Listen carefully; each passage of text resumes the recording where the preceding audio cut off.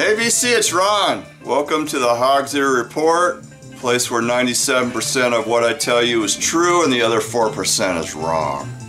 Hope everybody's having a nice day today, nice Sunday afternoon. And I got a little stack of albums to show today and a little bit of 45s too, maybe that much. So yeah, I was at the record store yesterday and I walked out with a pretty nice pile, so I'm going to show those today. And I picked up some more Alice Cooper scratcher tickets. I picked up 3 more. There are 3 different designs. So one of the ones that I got was one that I haven't shown yet. And this is it right here. Pretty cool one.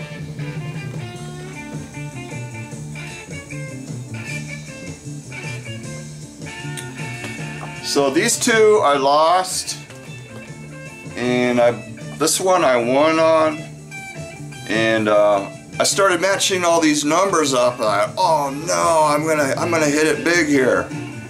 Well, I matched 7 numbers, but I only won $20. So I've got $25 into this thing, and I won 20 back.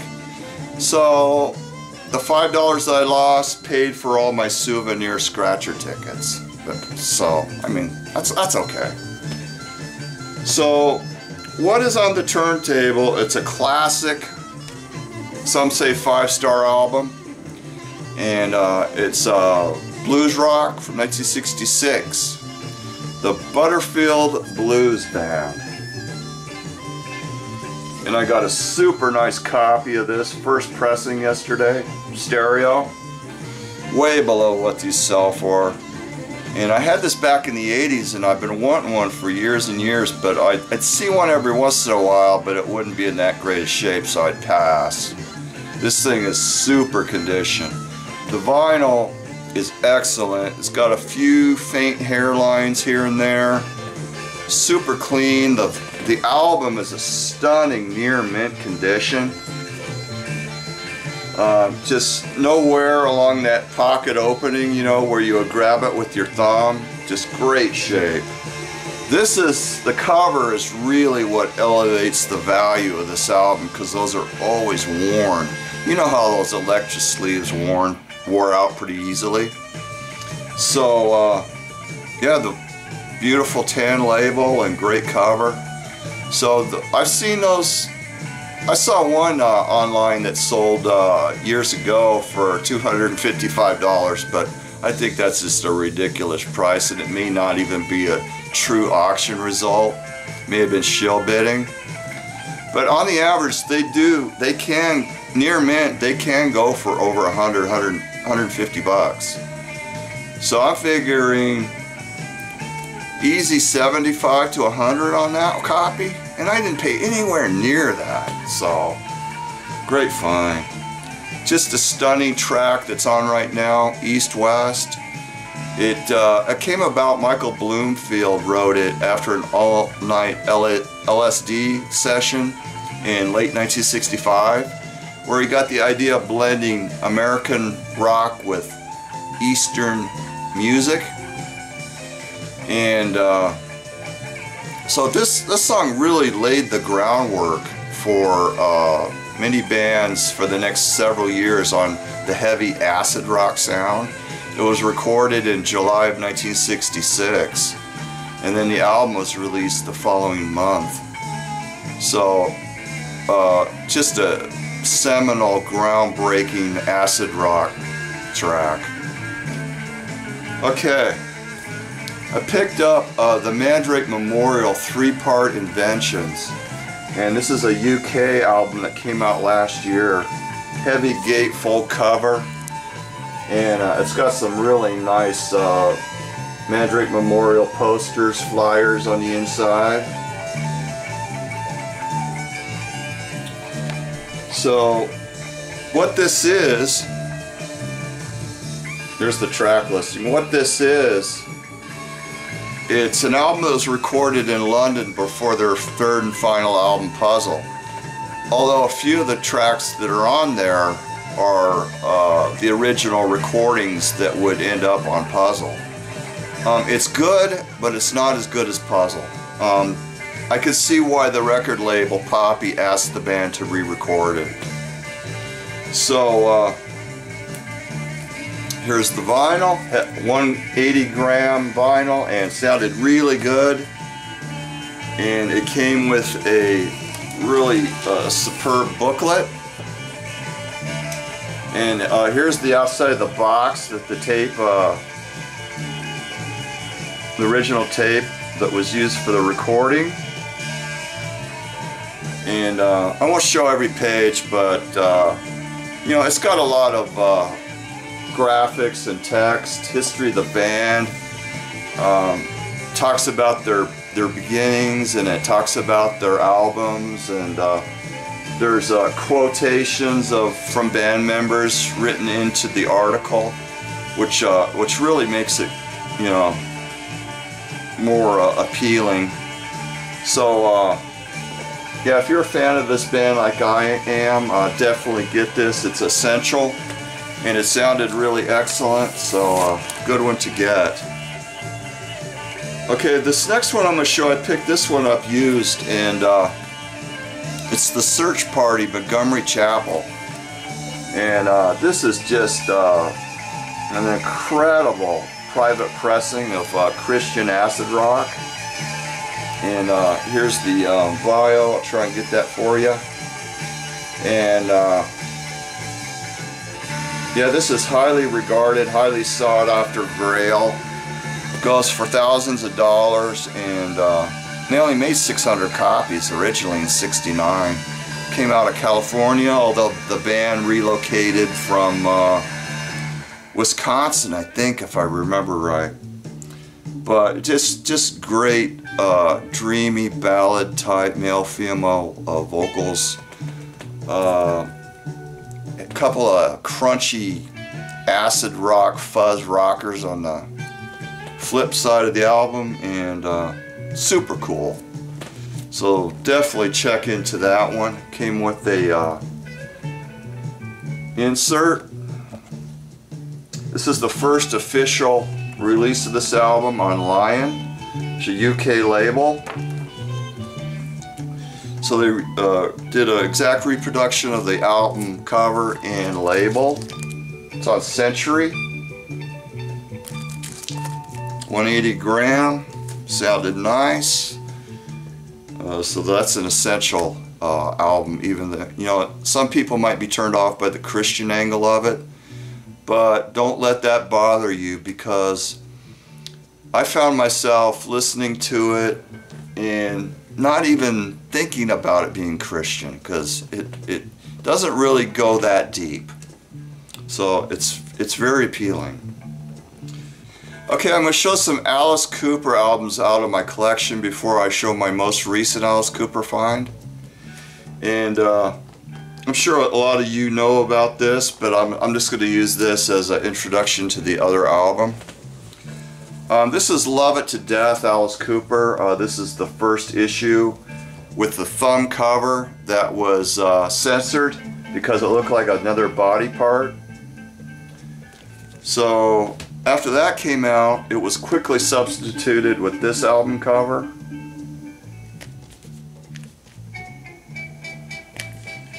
And then they come out with this censored cover where they actually airbrushed the thumb out. Okay, that happened in 1971, okay?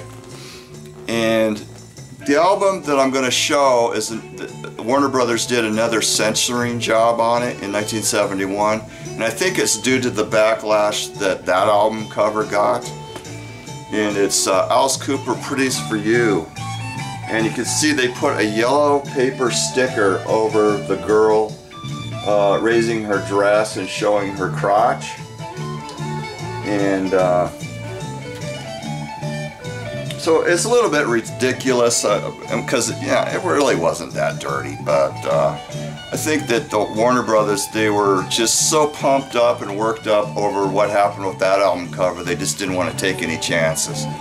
So in 1971,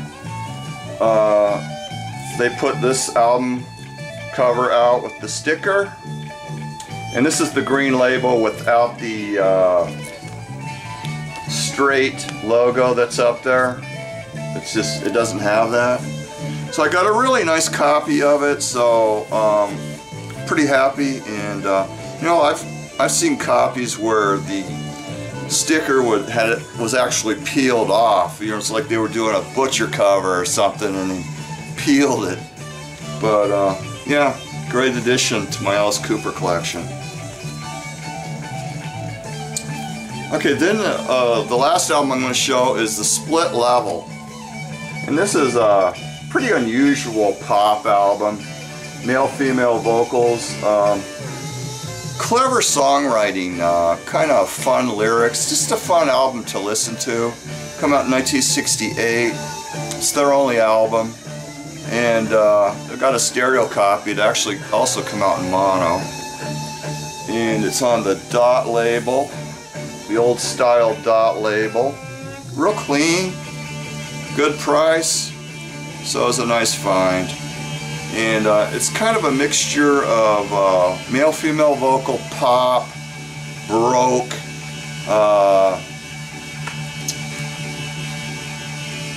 Christian-y, Gregorian chants,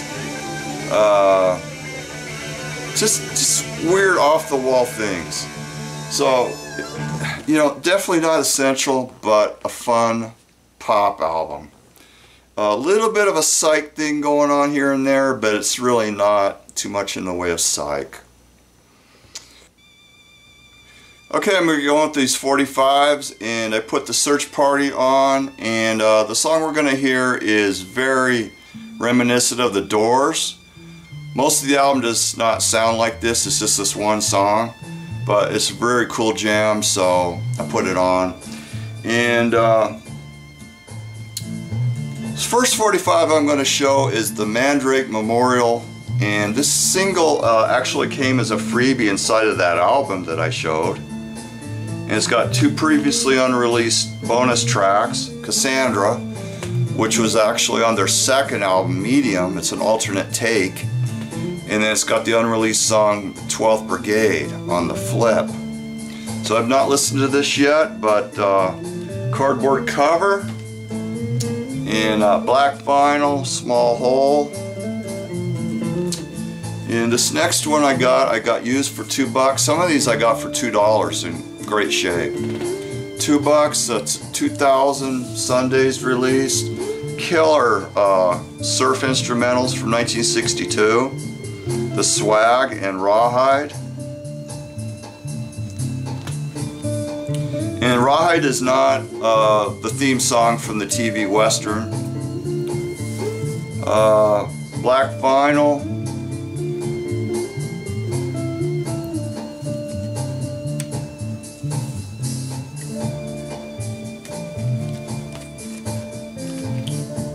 Picked up the 50th anniversary of The Doors, Hello I Love You 45. And it's got Love Street on the flip. It's a reproduction of a very rare mono issue.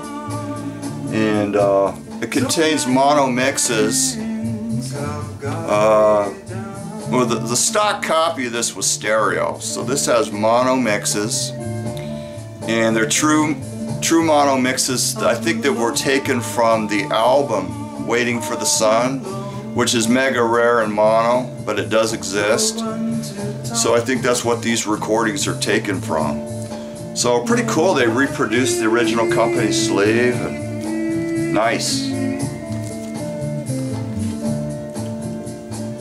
Okay, here's Mick Farren and the Deviants, Screwed Up. This is 1977, 4-song EP, punk rock. And the Deviants were proto-punks in the 60s, and Mick Farren was their lead vocalist.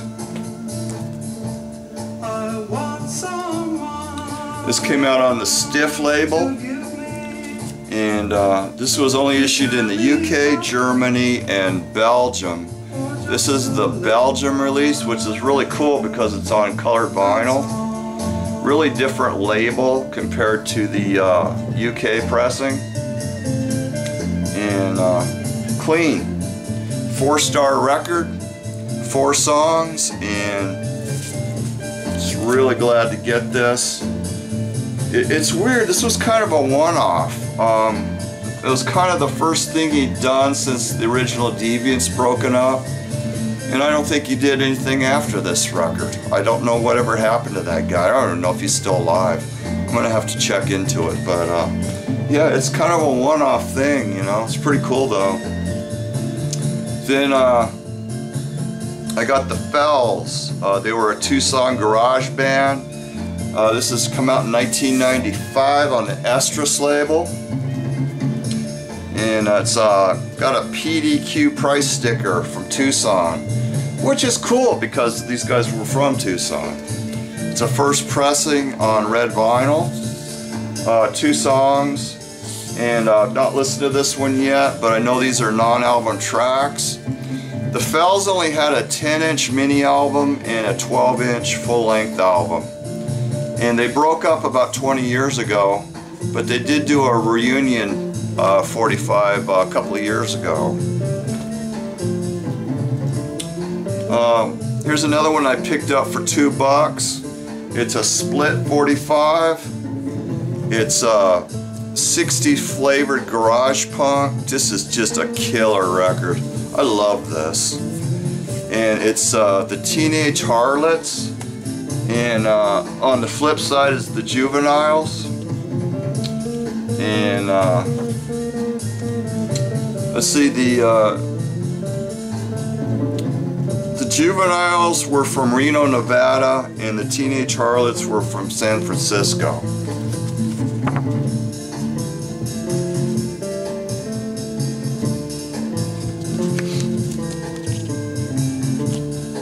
It's got a couple inserts.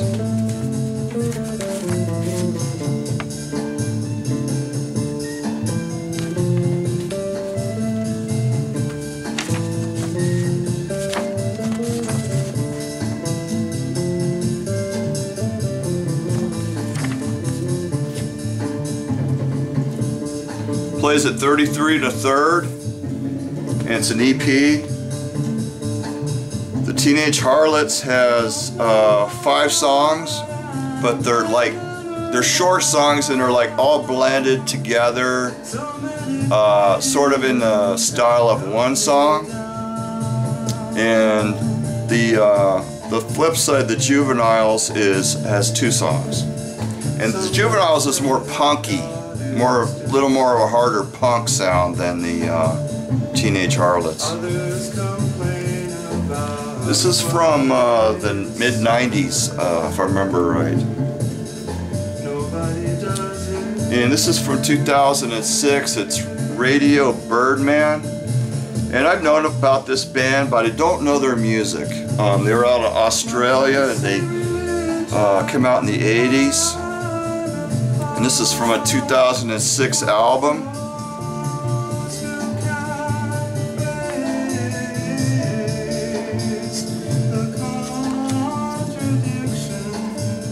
Pretty cool, it has metallic lettering, so that's cool. And here's the record. This is a UK pressing. And the A-side is from the album, but the B-side's non-album. The B-side is Rock Bottom.